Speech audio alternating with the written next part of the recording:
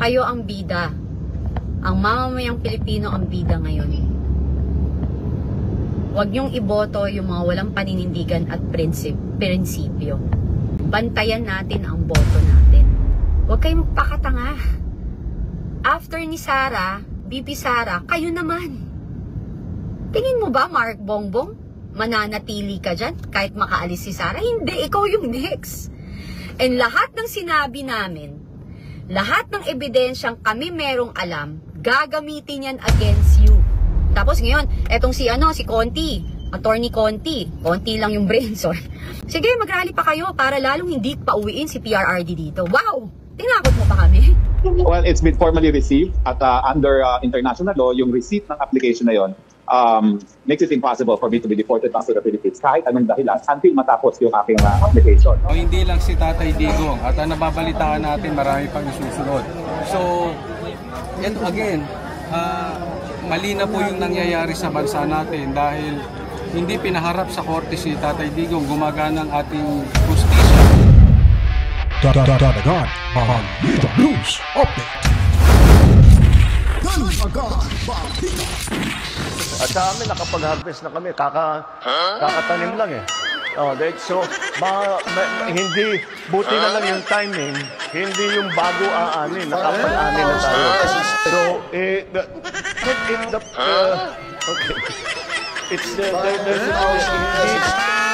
Uy, ang ganda mo today. Hindi, bakong banga. With 5,000 pesos. They say, milyonaryo, sama-sama tayo. Para maging milyonaryo.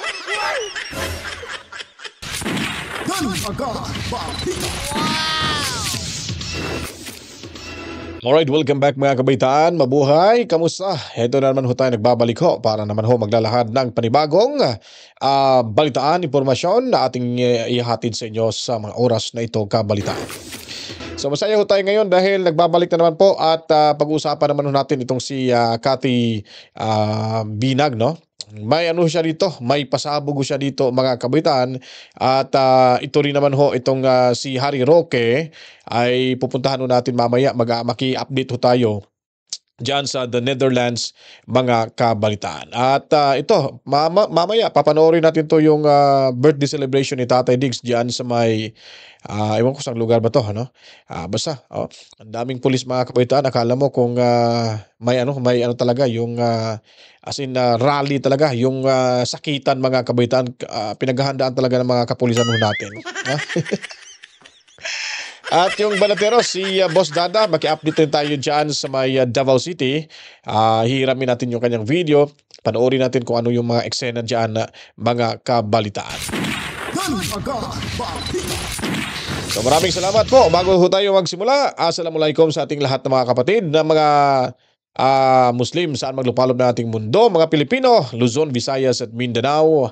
Welcome ho kayo dito sa ating munting bahay. Huwag kalimutan mag-subscribe, pindutin ang notification bell, paligawan niyo po ng maraming likes at buhusan ng maraming comments at i-share niyo po mga kabalitaan. At yung lagi natin pakiusap, huwag niyo lang pong i-skip yung ads ho, dahil yan po ay malaking bagay sa inyong lingkod mga kabalitaan. At the same time, pasasalamatan din natin yung ating 55,834 subscribers. Kabuuan ho yan mga kabalitaan dito sa ating munting bahay. Maraming salamat ho. Sana bago ang 2025 matapos, makakuha na tayo ng 100,000 subscribers mga kabalitaan. Anyway, dito, sisimulan muna natin ito kay Boss Dada mga kabaitan. Silipin muna natin to dito kung anong meron ho. So, panoorin natin. Anong mga eksena kaganapan dyan sa pamamahay, no? Sa labas mismo. Tingnan nyo po yung lugar, no? Parang siya eh. Hindi naman to subdivision mga kabaitan.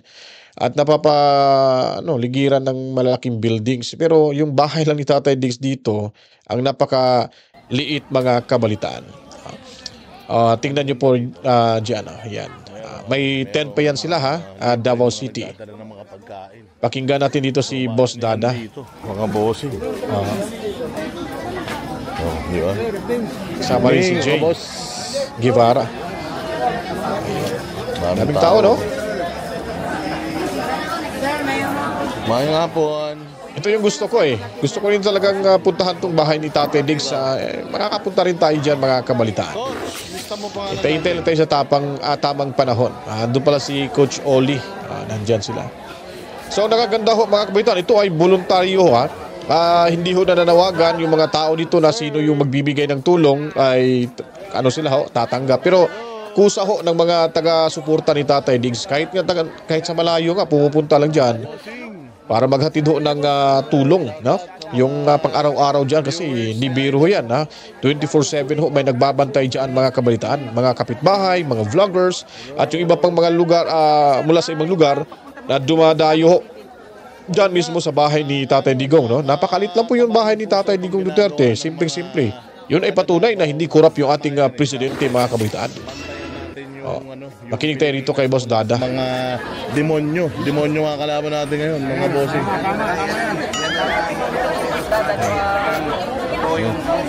Hi, Boss Dana. Yes sir, hello po. Say hi sa live ko dito. Oy, Camera. ganda naman ng Ray-Ban ni boss.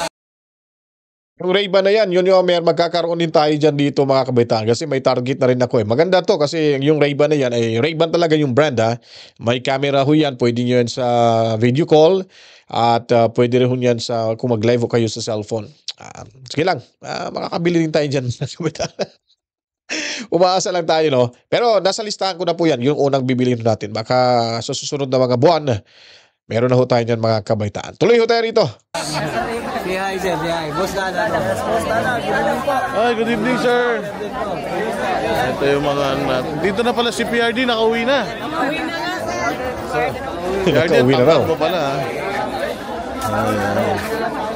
So, ito ang iconic na bahay ni PRD. Daming tao talaga no. Oh, kita nyo? Sa Boss Dada oh. Matangkad pala sa akin si PRD. Pero iuwi ko na kaya ito. Parang nanlaki si Boss Dada no, lalong tumaba siya. Andyan, no? Kasama namin kanina eh. Baka papunta na rito. Wala, may mga vloggers din dyan. Ang bahay ni PRD. Binabantayan tong bahay ni PRD ng mga residente ng Davao. Kasi Tama alam lang. yun delicates ngayon, may mga nagsasabi na magre-raid daw sila dito. So kung titignan niyo mga kabaitaan, no, talagang ay itong pangyayaring ito ay hindi mo makikita sa ibang mga politiko. Talagang napapanauno dahil si Tatay Digong Duterte naman nakikita natin dahil yung kanyang pagiging ama ng ating bansa sa ating lahat ay ginagampanan niya po talaga yung trabaho niya. Hindi ho siya laging nasa pansitan mga kabaitaan. Hindi gaya ni Tore, sinipa dyan sa may Kalbayog dahil nga laging nasa pansitan. Laging walang resolba yung kaso doon. Pero sa panahon ni Tatay Digong Duterte, kung sinong masasama na makikita at gustong babangga sa kanya ay binabangga niya rin mga kabalitaan. Eh daming natutsugi sinasabi nila yung EJK daw. Anong EJK? Guni-guni nyo lang yan. Kasi namumulitika kayo. Tingnan nyo ginagawa nyo sa sa mga Duterte. Oh. Tapos sasabihin nyo ano bang tawag nito? Bayad? May bayad bang ganito? Napakadami kakayanin ba yung mababayaran ng mga Duterte, yung mga taong lumalabas diyan, taga-suporta? Lalo na nung birthday ni Tatay Digong Duterte. Sasabihin yung bayad. Galit na galit nga si Robin Padilla. Sabi niya, hindi kami bayad yung doon sa Netherlands mga kabaitan. Papakita natin mamaya kung makikita natin dito. Di ba? So, ako, pag wala talagang masabi, yun na lang hong tinitira ho sa laban sa mga taga-suporta ni Tatay Digong Duterte. Ito, hindi nito mababayaran kasi nga, prinsipyo ho ang dala-dala, bit-bit nila nito. May mga yagbols to May mga yagbos at matitino ho to. Hindi to mga adik, mga kabalitan. Hindi to mga gagba, mga kabalitaan. Yan ang naan dyan, yung mga matitinong tao. Subukan yung banggain dyan, mga kabalitan. Pakikita yung hinahanap nyo. Tore, lumusob ka dyan sa bahay ni Tatay Digong. Subukan mo yung pabunot-bunot mo ng 38 caliber revolver mo. Kung talagang makakapuputok ka ba dyan sa loob, sa area na dyan ni Tatay Digong Duterte. Siguro, binunot mo pa lang yan, wala na. Bugbog sarado ka na. Kukuyugin ka talaga dyan, Tore. Huwag kang mamamayabang na magaling ka sa baril kasi marami din diyang mga magagaling sa baril. Hindi mo kilala yan, Mindanao yan. Yung mga tao dyan, kuma din yan. Alam nyo ba ano ibig sabihin ng kuma? Kumakaon po na. Lalamunin kayo dyan, Tore. Subukan mo pumunta dyan. Talaga makikita mo nung yung hinahanap po. Lalo pag nandiyan si Boss Dada, nako, isang pictos ka lang, wala na. Tuloy tayo rito mga kabataan. Daming tao rito, mga boss. Dami tao. Daming tao dito, grabe. Si Jay. No, hindi lang si Tatay Digong at nababalitaan natin marami pang isusunod. So, and again, mali na po yung nangyayari sa bansa natin dahil hindi pinaharap sa korte si Tatay Digong, gumagana ang ating hustisya. Handa naman siyang harapin ng batas dito sa atin, hindi naman niya tinatakbuhan. Pero minadali, at yun nga, bakit natin ipamimigay ang isang Pilipino na nagsilbi sa ating bansa, inalis ang adik, inalis ang komunista, inalis ang NPA, inalis ang mga kaguluhan sa Pilipinas, tapos kadugo natin, kapatid natin, ibibigay mo sa puti. Hindi po maganda yun eh. Kung si Tatay Digong nga, yung mga nasa ibang bansang Pinoy, pinagtatanggol niya. Ngayon naman, gobyerno na ito, Pinoy, ipamimigay mo sa puti, ipaliliparin mo ng basta-basta roon, eh hindi po maganda. And karapatan natin, at ako'y nakita, marami akong tinanong na abogado, even Attorney Jimmy Bondok, Attorney Torion, at Attorney Vic Rodriguez, walang masama tayo ay maglahad ng ating damdamin. Hindi po illegal ito, basta gawin natin sa mapayapang paraan, hindi bawal ang magsalita. Kasi po, iyan po ay nasa Constitution, nasa Bill of Rights po yan. Ipaglaban natin ang ating damdamin, nilalabas natin. Hindi tayo po pwedeng basta na lang huhulihin sa bisa ng warrant of arrest na kung saan. On the third day he rose again. He ascended into heaven and is seated at the right hand of the Father. He will come again to judge the. Ang nakakaganda ho dito, may mga ano din sila, no? May mga parang 6 o'clock prayer yata yan, yung ginagawa dyan mga kabalitaan. No? At nagtutulungan ho sila, pinapakita ho talaga nilang yung suporta, kahit wala na hong, actually wala nang nakatira dyan sa bahay ni Tatay Diggs. Si Ma'am Hanilet parang bumukod na dyan, no? At itong si Katie Duterte. So ang naandyan lang ho, talagang yung taong bayan na nagmamahal ho sa kanila, taga-suporta ho talaga. Naandyan, malay natin, hindi alam, yung mga natulungan ni Tatay Diggs na mga dating miyembro ng NPA, baka naandyan din, tumulong, hindi natin alam. Kaya nga, nakakatakot ho ito, pag lulusob ho yung mga PNP, pag naandyan si Tory ho, hindi ho natin maiwasan, magkakagulo ho talaga. Kaya, mas mainam nang, hindi na lang ho sila magpakita ho dyan, baka sila lang yung magiging dahilan na magkagurguran ho dyan, dadanak yung pulang tubig. O, sinong sisisihin na naman? O, sasabihin, yung mga taga-suporta ni Duterte. Kasi nga, ano naman, obstruction of justice, kasi nga, pinipilit na hindi sila papasukin, kahit pupunta lang dyan, pasilip-silip, di po ba? O, alam niyo na yung utak ngayon, ni Bungit, kasukasuhan agad eh. O, kakasuhan ka, ganito, ganon. So, wala nang kalaban-laban. Silent, ika nga ni Tatay Diggs, silent martial na tayo sa Pilipinas, mga kabalitaan. Oh, lahat vloggers hinahabol-habol na. Kung magbabalita ho, mag-expose ng kumbaga may mga expose hong inilalatag ho sa kanilang programa, kontento nila, pag hindi nagustuhan ng administrasyon, ay kakasuhan dahil fake news mga kabalitaan. Hindi kaya ipapatawag sa saan ba to? Sa Tricom. Sino ba yung nagsabi ng mga na vlogger na Tridorcom committee? Si Maharlika pala yata yun eh. Di ba? So, yun po ang update dyan sa Davao City. Direko tayo via kay Boss Dada, mga kabalitaan. At ito naman ho, silipin natin to dito yung lagyan natin ng audio para mas marinig. Yun po yung time ito ha. Nire-recap lang ho natin. Ito po yung kasagsagan sa celebration ni Tatay Diggs sa buong mundo. Marami nagsiselebrate ho. For the very first time ho, talagang pang World Guinness Book of Record to, mga kabaitaan. Tapos sinaharangan, ayaw ko lang, hindi naman siguro sila hinarangan, parang nasa gilid lang yata, parang ano bang lugar to? Marami na rin ho yan, no? Makakuha na tayo ng maraming boto dyan para sa PDP laban. Di ba? Napakadami ho yan. Hindi basta-basta pag nagkakagulo talagang Kukuyugin yung pulis. Mababait naman yung mga taga-suporta ni Tatay Diggs. Hanggang bibig lang ho tayo eh. Hanggang sigaw lang ho tayo. Hindi naman tayo talaga physical ho sa mga ganong bagay. Tapos inabangan ho sila dyan ng maraming parang isang platon yata yan dyan eh. Hindi sila daanan to, hindi pala sila pinadaan. Hinarangan ho sila mga kabalitaan. Tingnan mo, peaceful rally ho ito mga kabalitaan. Kumbaga birthday celebration ni Tatay Digong Duterte. So makikita mo talaga yung katrayduran ho ng ating administrasyon. Lalo na ho sa pamumuno ni Marbil mga kabitan. Sino bang nag-utos ho dyan? Di ba si Marbil? But talagang magkakagulo at mag-iingay ho talaga yung taong bayan, taga-suporta ni Tatay. Kasi inarangan hindi naman sila manggugulo. Hindi naman sila maghahasik ng lagi mo dyan.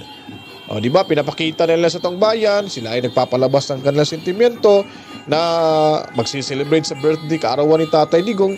Pero tingnan nyo, hinarangan pala dyan sila mga kabay. Akala ko, liliko eh. Ano bang ibig sabihin yan? Di ba? Isang platon to eh. 2 platon na ata, 3 platon. Napakadami pala itong isang batalyon na siguro ito mga kabalitaan. Di ba? Saan pa sila naapektuhan? Ba't hinaharangan? Ano bang problema? Idadaan lang ho yan dyan sila. Ito yung kaganapan mga kabalitaan ha. Hinarangan ho sila. Walang detalye kasi nakita ko lang to at yun nga, pinakita rin natin sa inyo mga kabalitaan. Grabe no? Talagang personalan na to mga kabalitaan. Hindi man lang nila pinabigyan na makadaan man lang. Kahit nasa gilid lang sila tapos susundan, naglalakad, gano'n. Hindi yung harap-harapan talaga, sila eh. Grabe no? Ganun ho kasama talaga yung administrasyon ngayon. Makikita ho natin. Kaarawan ho ito, hindi ho ito pag-aaklas against sa government mga kabalitaan. Celebration ho ito, pinapakita lang ho talagang itong bayan na marami talagang nagmamahal kay Tatay Digong Duterte. Lalo dyan sa Davao, nanguna ho, aabot ng kulang-kulang initial nabilang daw 300,000 di umano, pero nung narinig ko lately mga 100,000 plus lang. Pero madami na rin yan. Yung iba, hindi pa nga lumabas. Ano kayang mangyayari pagkatapos dito mga kabalitaan?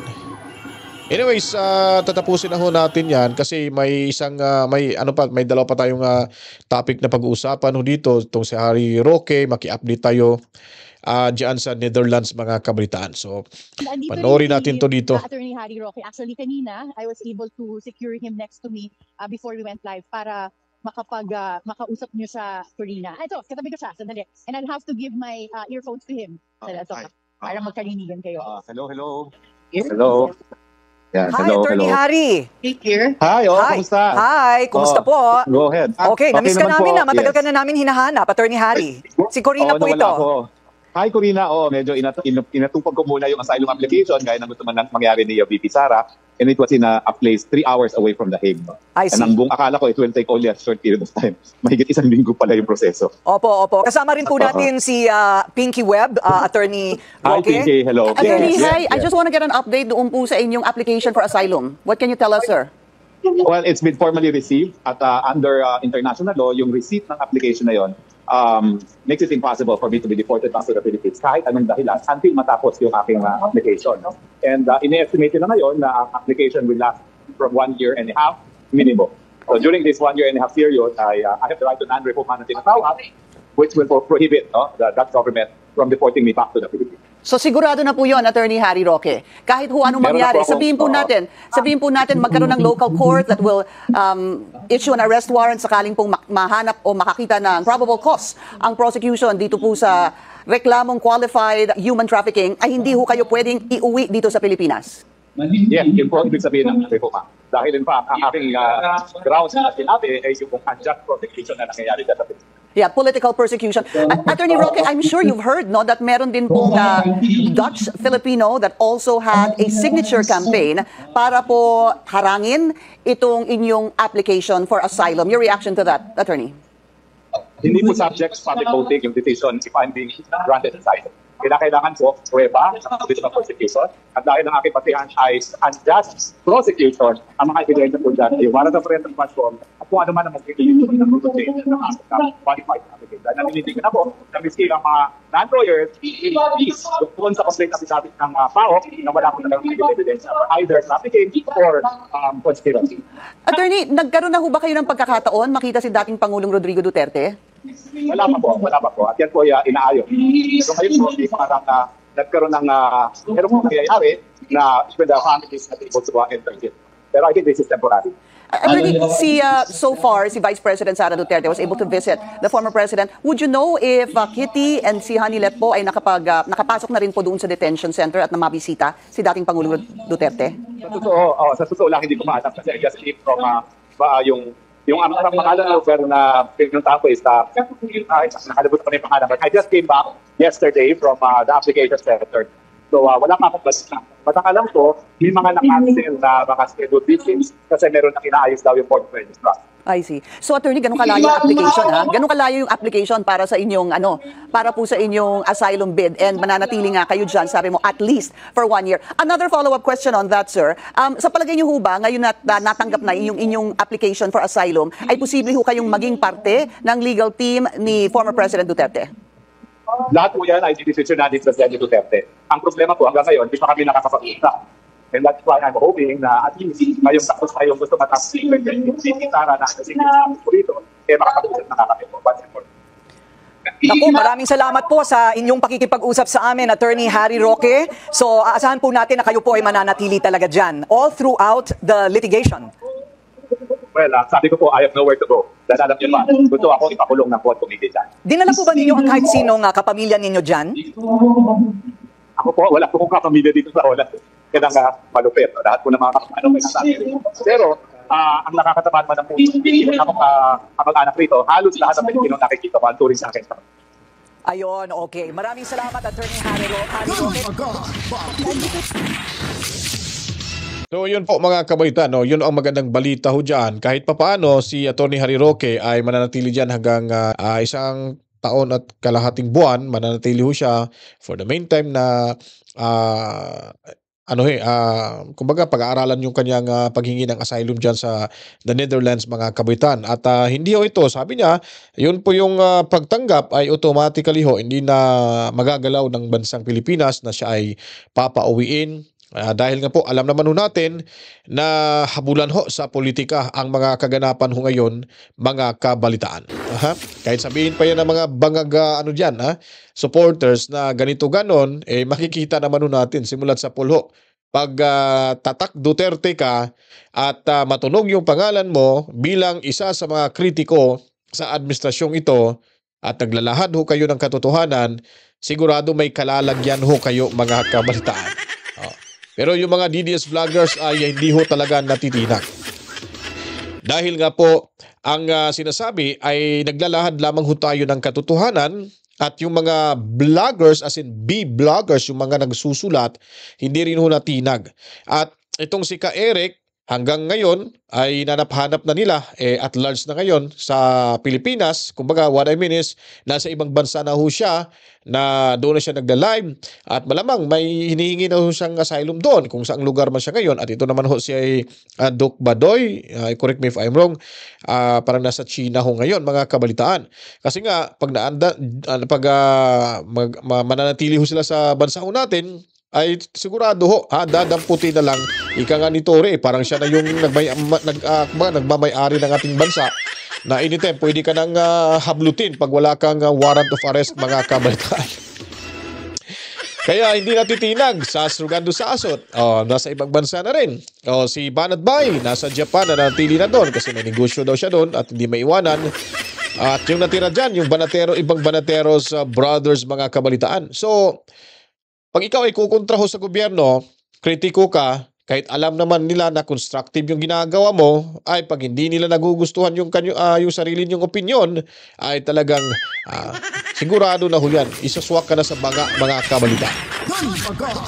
Kaya nga, lalo na, dinagdag pa dyan si Atty. Au Castro sa yung palingkirang takles sa mga kabalitaan. na pabago-bago, mahilig rin sa fake news eh. Walang direktang impormasyon sa presidente. Kung ano sinasabi, tapos bukas makalawa, paiba-iba na naman. Yung example na lang, yung nangyari doon kay J. Ruiz, mga kabalitaan. Di ba? So, ngayon po, ay ipapakita naman natin itong si Cathy Binag. Meron siya ditong pasabog. At talagang nanindigan siya na yung mga kasamahan dyan sa Malacanang ay puros mga adiktos, benediktos, mga kabalitaan. Yun ho ang sabi niya dito. At siya ay nanindigan at hinahamon niya po. Yung mga adiktos, benediktos na sinasabi niya, lalo na ho itong presidente natin si Bonget. At dito po, inilabas niya lahat, mga kabaitaan, yung kanyang sama ng loob, pagiging bias, pagiging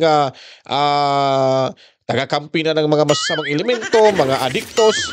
At ito daw, itong Atty. Conte na malapad daw yung mukha at malapad yung bibig, ay kulang daw sa utak. Dito, binanatan niya rin dito, Atty. Conte na Conte ang brain, sabi na dito, mga kabaitaan. Okay, so panoorin natin si Cathy Binag, pasabog ni Cathy Binag at yung kanyang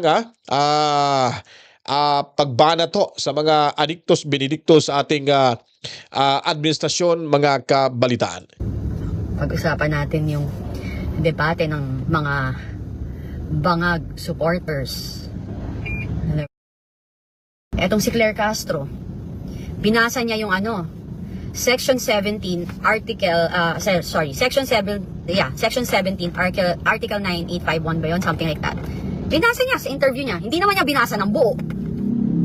Hindi niya binasa yung Rome Statute na yung Article 59, di ba? Hindi niya binasa. Yun ang problema dito sa gobyerno. Well, what can we do with Claire Castro? She's working for the government. Di katulad natin, di katulad ko na hindi ako bayad ng government, hindi ako bayad ng Duterte. Ngayon, sinasabi na, DDS shit daw ako.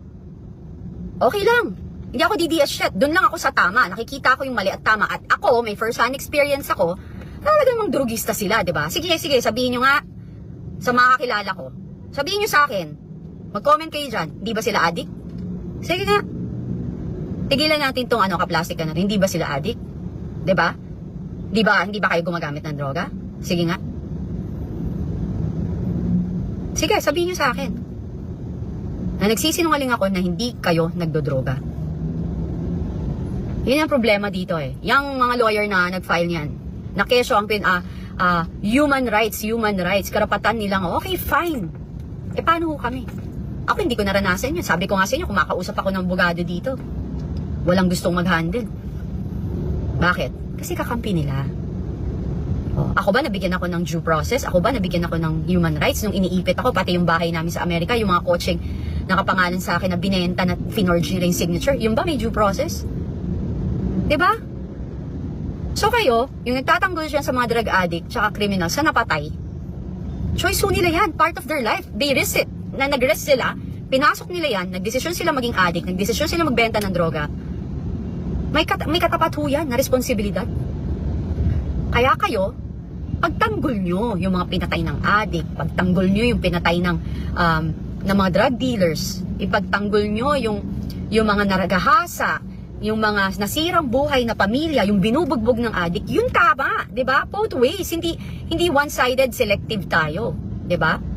Alam mo 'yun? Tapos ito narinig ko na mapanood ko yung interview nung Conte, yung malapad yung mukha tsaka malapad yung bibig na abogado, 'di ba? Na nandidiri ako kasi tuwang-tuwa siya na pinoprotektahan niya yung mga drug dealers and drug addict. Kayo, ako magulang din. Kapag ang anak ko na merwisyo, nag-addict, may nasaktan, hindi ko pagtatanggol. Isusurrender ko. Ang daming lumalabas na statement na ganyan.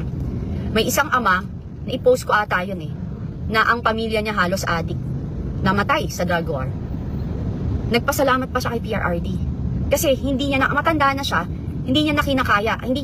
Kasi ikaw kung mabuti kang magulang, titingnan mo na lang na ang sakit sa magulang na nakikita mo nasisira yung buhay ng anak mo. Mas gusto mo lang na mawala na lang. Kasi kung ayaw rin, ang pagbabago kasi choice yan eh. Kahit na anong pilit mo, hindi magbabago ang isang tao kapag ayaw niya. Diba? Sabi nga, pag gusto mo may paraan, pag ayaw mo may katwiran. Ganun yan. So ako, tigilan nyo. Kasi nag-addict sila, choice nila. Pwede man kang huminto eh. Pero choice nila maging drug addict. Yung pagbebenta ng droga, choice din nila yun. Kasi pwede rin naman sila magbago at huminto. Hindi pa rin sila huminto at nagbago. So, pagtanggol nyo naman kami, yung mga biktima ng droga, yung mga addict na nanggahasa, pagtanggol nyo kami doon. Hindi yung nakakadiri yung ginagawa nyo na dyan na kayo nakatutok. Grabe. Oh, tama to. Sabi ni Mike, from anti-drug criminal admin to pro-addict criminals. Never again, Marcos. Tapos ngayon, etong si Conti, Attorney Conti. Conti lang yung brain, sorry. Sabi niya sa interview? Sige, mag-rally pa kayo para lalong hindi pauwiin si PRRD dito. Wow! Tinakot mo pa kami. Sino ka? 'Di ba? Dapat nga ikaw rin yan sa ICC kasi pinoprotektahan mo addict. Dapat kayong mga nagpoprotektahan ng mga addict and criminals. Kayo dali namin sa ICC. Kami mag-file ng complaint against you na kami mga biktima ng mga na-rape ng addict at napatay na mga addict. Hindi nyo kami pinapansin. Eto, may time kayo. Bakit? Kasi this is a political assassination. This is all political. This is not about human rights. Sabi nga ni Senator Bato, bullshit. Bullshit talaga. Bullshit kayo kasi hindi nyo naintindihan yung feeling ng nabuli, naabuso, sinaktan, ginahasa, namatayan dahil sa mga kriminal na addict, drug dealers, and drug users. Sobra kayong insensitive and you don't care. Kasi selective. Kasi ang motibo nyo is really to assassinate PRRD. It's not about human rights. You want to assassinate him.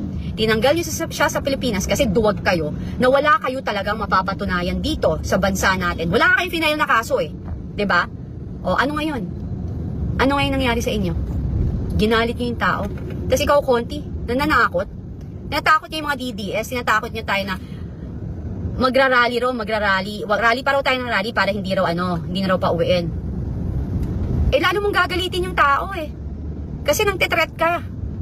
Even yung yung ultimo yung paglalabas ng emosyon. Paglalabas ng sama ng loob ng mga tao na sa ginawa nyo. Mali pa rin. So, kayo lang yung pwede? Kayo lang yung pwedeng mainis, magalit, mabwisit, at mag-rally? Pag nag-rally kayo, okay lang. Pag yung mga supporters ng PRRD ni Duterte, hindi pwede? So, ano yun? 'Di ba? Ano yun? Yung isa pa dyan, si Shelo Magno. Dati, ako dun eh. Kasi nga ako, sabi ko nga sa inyo, hindi ako doon ako kung pag tama yung debate niya or yung pinaglalaban niya, makikinig ako sa'yo. May punto ka eh, 'di ba? Akala ko okay. Hindi niyo napansin si Shelo Magno, hindi na binabanatan sila Martin Romualdez. Hindi na binabanatan.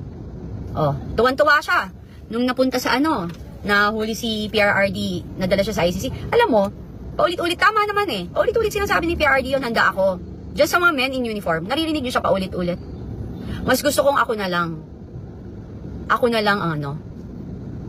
makulong, wag lang daw yung men in uniform. Nakita nyo? Armed Forces of the Philippines, Philippine National Police. Yun ang leader. Yun ang leader, hindi duwag, humaharap, hindi nag-uutos na nakakaiyak kasi yung iyak ko, proud.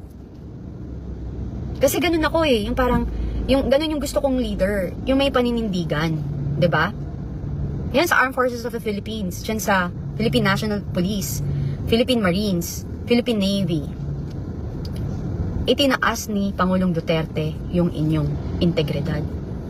Ngayon, etong gobyernong to, pinababoy niya ang uniforme ninyo. Yung kakarampot, narinig ko, magbibigay sila 350 pesos. Pucha, 350 pesos yung katapat ng buhay nyo. Na pinaglalaban nyo yung, supposedly, kayo yung sumasalang sa gera, 350 pesos. Samantalang sila, ilang trilyon yung nawawalang kaba ng bayan.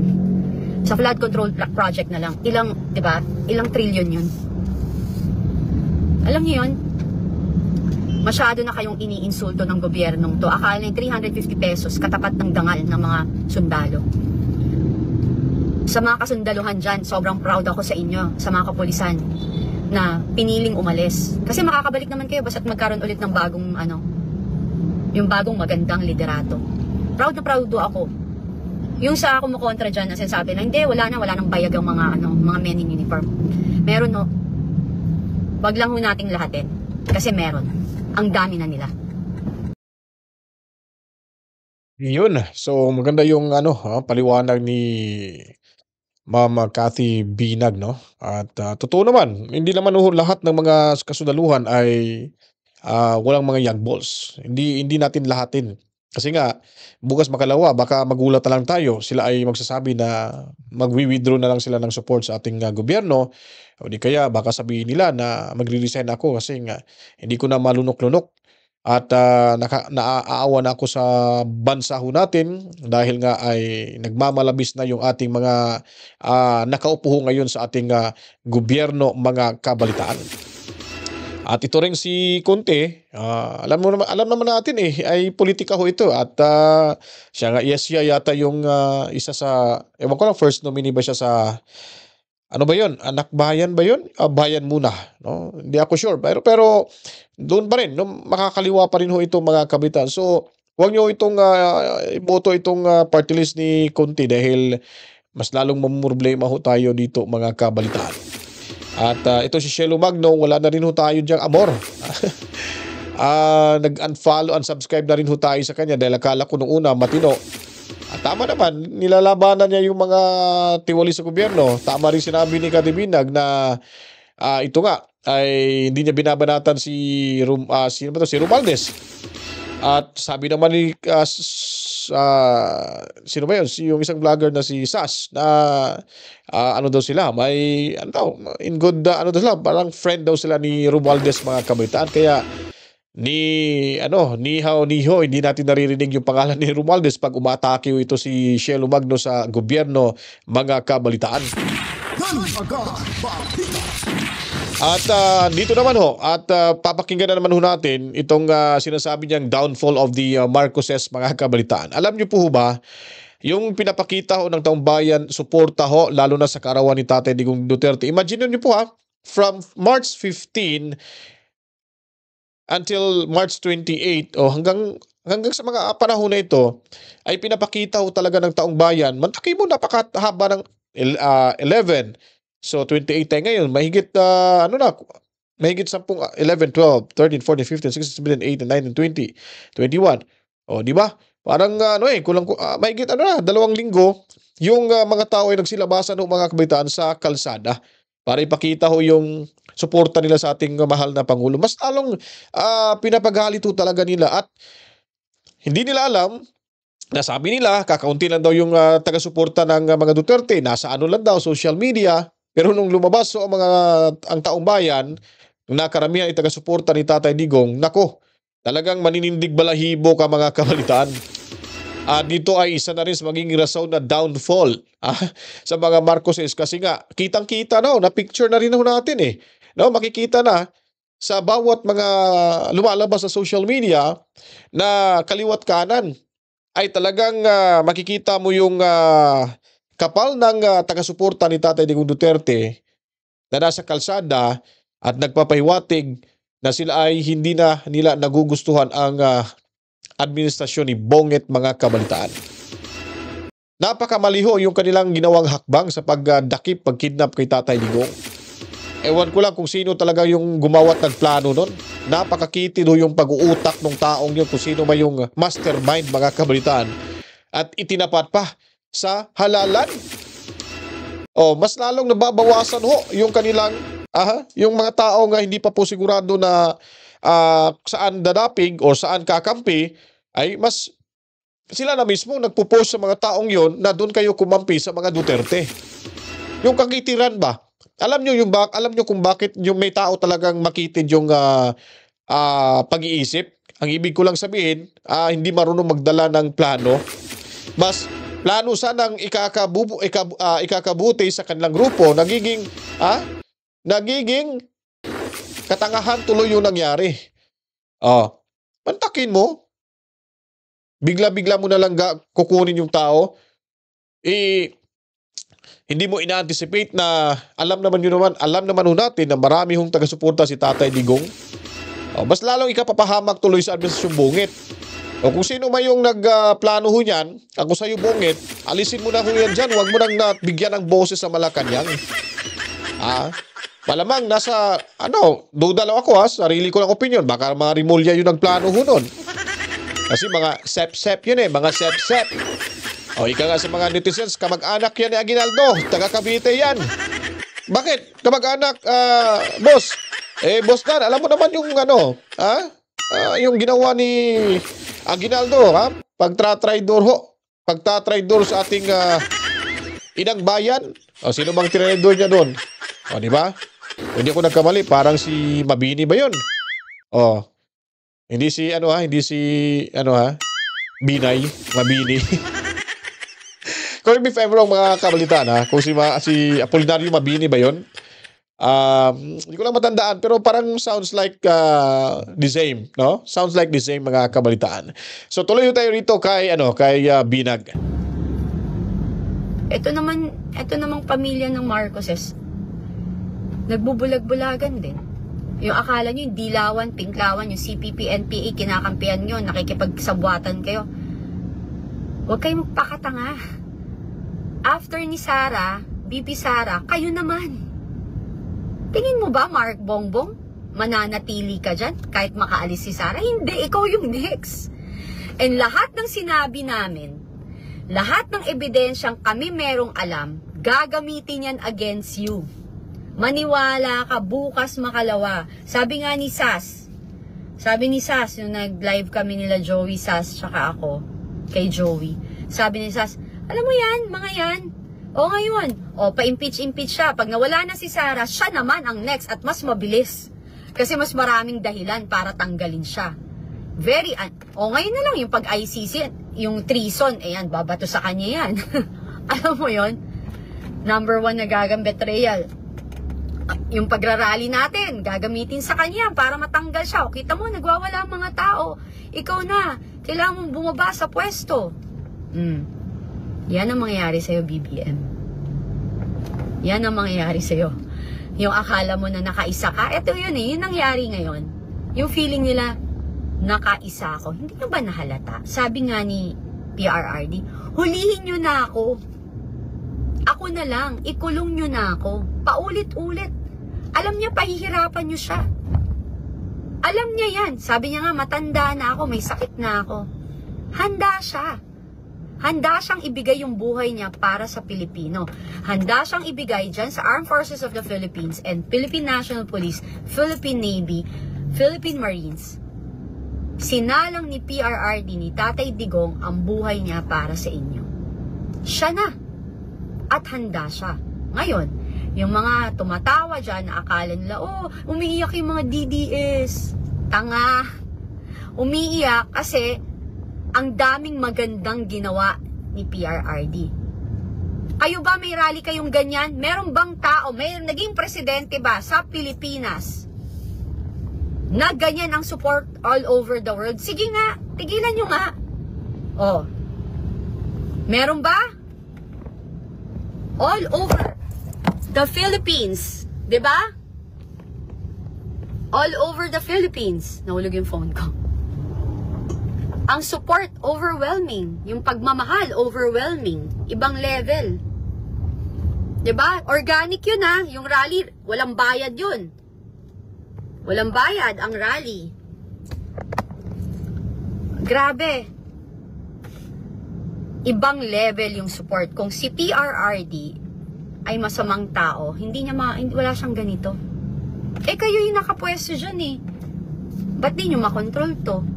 Eto na yung voice of the people to. Diba? Kayo, walang support.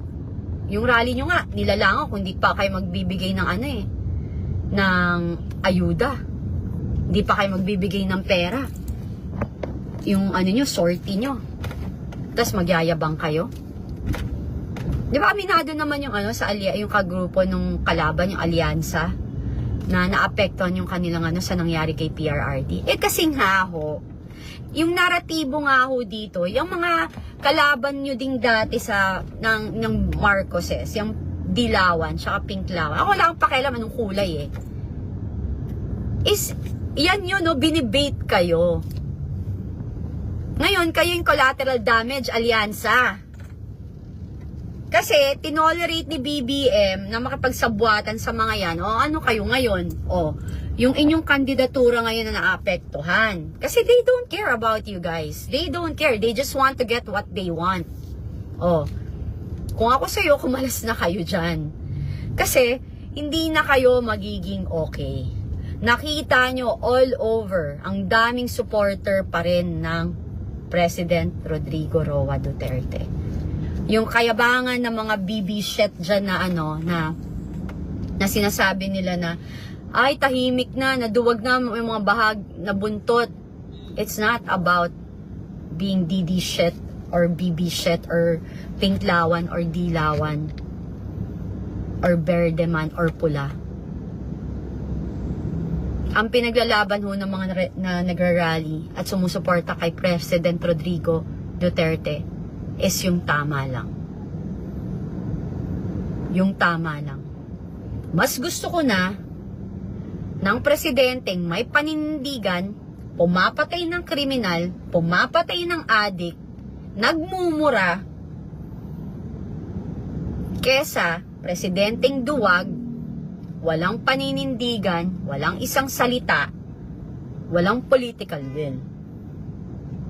Mga duwag na politician na binabase ang pagiging politiko sa pera. Daming ganyan. Diyan sa Davao, kayo,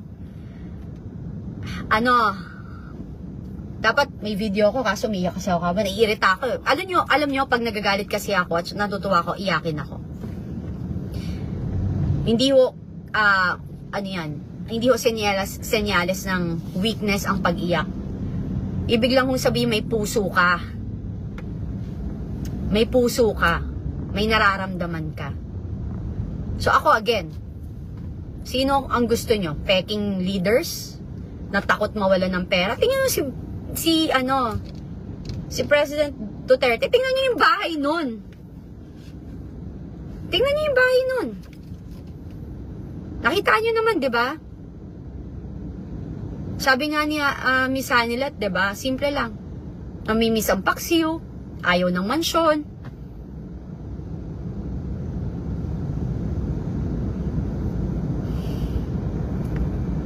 May sakit.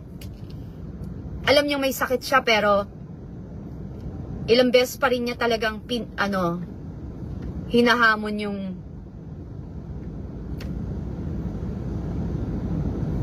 ICC na kunin siya. Handa siya. Kayo, yung mga BB shit, biglawan, dilawan na natutuwa. Hindi ho kami umiiyak dahil nabigo kami. Hindi ho kami bigo. Tingnan nyo, nandiyan kami lahat na lumalabas. Lahat may boses. Lahat nagsasalita. Overwhelming. Hindi nyo kami kinakaya. Umiiyak kami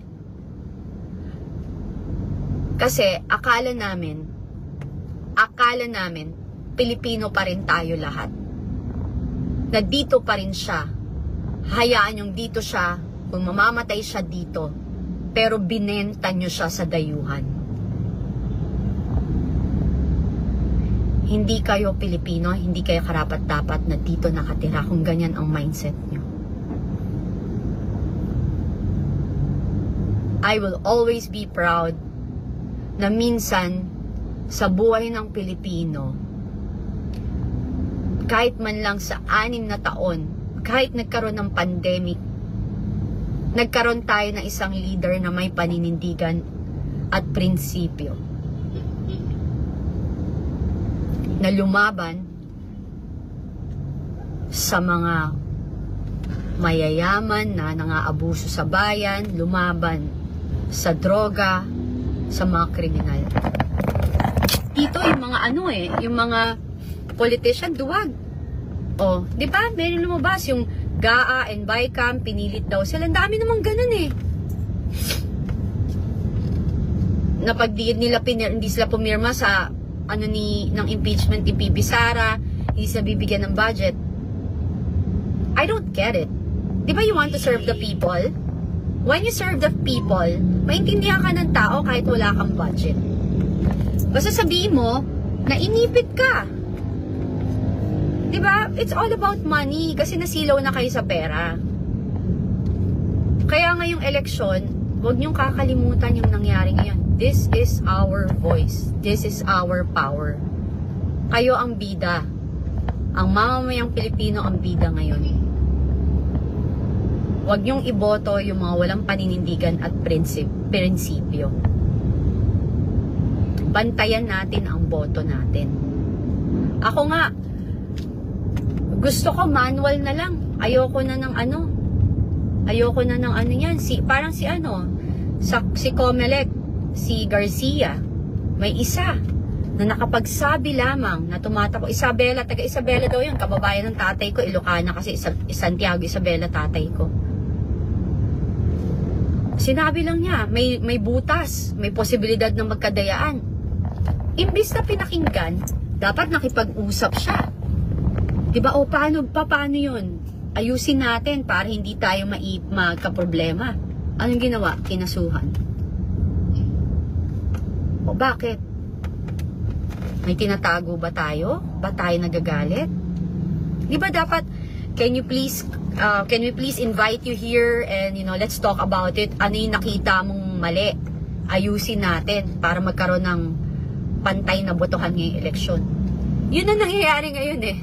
Pag may nakikitang mali sa kanila at nilalabas mo, iniipit nila. Ang style ngayon ng gobyerno, very martial law, di ba? Iipitin nila yung mga taong nagsasalita. O, kita mo, sa kakaipit nila, akala nila yung ginawa nila, even yung kay PRRD, sa panggigipit na ginawa nila, akala nila nakaisa na sila kay PRRD. Akala nila yung mga tao maduduwag. O, ay, kayo nag-cause nito. Diba, sinabi ko yan sa interview ko sa SMNI dati. Gumawa kayo ng pelikula, ginawa niyong bida, si BP Sara. Kayo yung kontrabida. Sa umpisa, ang kontrabida nananalo. Ang kontrabida, ano yan? Ginagawa lahat, nakakapang-ape, what do you call this? They can do anything they want, na sila, tuwan-tuwa sila kasi they feel that they're so empowered, they're so untouchable. Pero sa huli, ano nangyari? Diba? Ang kontrabida never nanalo sa bida. Kahit mamatay pa ang bida, sabi niya ba, may bida naman namamatay. O bakit? Si Jose Rizal namatay din naman siya. O ano tayo ngayon? Apolinario Mabini namatay din siya. Gabriel, lahat naman sila namatay. Lahat naman tayo. Alright, yun po mga kabaitaan, yung naging saloobin ni Cathy Binag mga kabaitaan. At kung matatandaan natin, sort of information lang. Ito si Binag dahil di umano siya ay biktima ng pangmumulis siya. At hindi na natin alam kung sino ho, pero nasa gobyerno yata yung pagkakaintindi natin mga kabalitaan. At itong sinasabi naman na itong si Bungit ay isusunod daw, nako, parang naramdaman ko rin yan mga kabalitaan eh. No? Kasi nga, nagawa nga nilang traidorin at gamitin itong administrasyon para sa kanilang sariling interes. At maaari ho na kung sino mang magiging susunod na vice presidente ay malamang si Tamba ho yan mga kabalitaan. At yun po, tama yung assessment ni Binag na pwede ho magamit itong mga taga-suporta ng Duterte. Dahil po, pwedeng sabihin na, nagsilabasa na sila lahat. Nakakatakot na, Bungit. Distansya ka na, baba ka na. Yun ang posibleng mangyari mga kabalitaan. Kaya, kung ano man nangyari ngayon, ang gagawin na lang natin, ipasa Diyos natin mga kabaitaan. At tayo mga Pilipino po ay talagang mas malakas. Yung boses natin ay mas malakas sa mga nakaupo ngayon mga kabalitaan. Kaya magtulungan tayo. Iboto yung tama. Yung Lucky 10 ng PDP Laban. Kayo nang bahala sa dalawa kung sinong idadagdag ninyo. para ho, kung matuloy man ang impeachment trial, sa darating na Hunyo 1, yata magsisimula, may ano na, yung numbers game na sinasabi, ay lamang na ho tayo dyan mga kabaitaan. At hindi ho ito, hindi ho ito siguradong matatanggal, ma-convicted si Inday Sara. Lalo na po sa mga abogadong, sa kanyang team na, tawag dito, yung sa kanyang mga legal counsels nila, no? Na napakatalino at may mga resibo na ho mga kabaitaan. So dito ho natin malalaman kung magwawagi ba ang kasamaan sa kabutihan mga kabalitaan. Kaya maraming salamat sa inyong panonood. Kung nagustuhan niyo po itong video natin, share niyo po. Damihan ng maraming likes o damihan ng comment at likes. So, parang damihan ng maraming likes mga kabalitaan.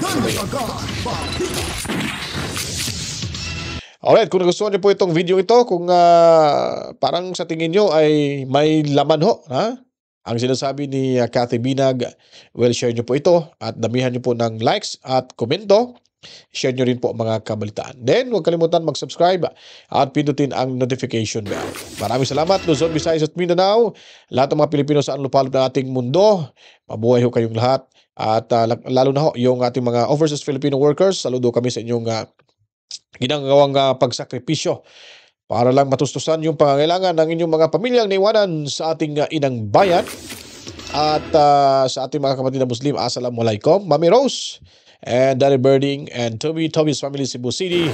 Maraming salamat. Sa ating viewers, sa Team Replay, at sa ating mga moderators, matsalam rin ho sa inyong lahat mga kabaitaan.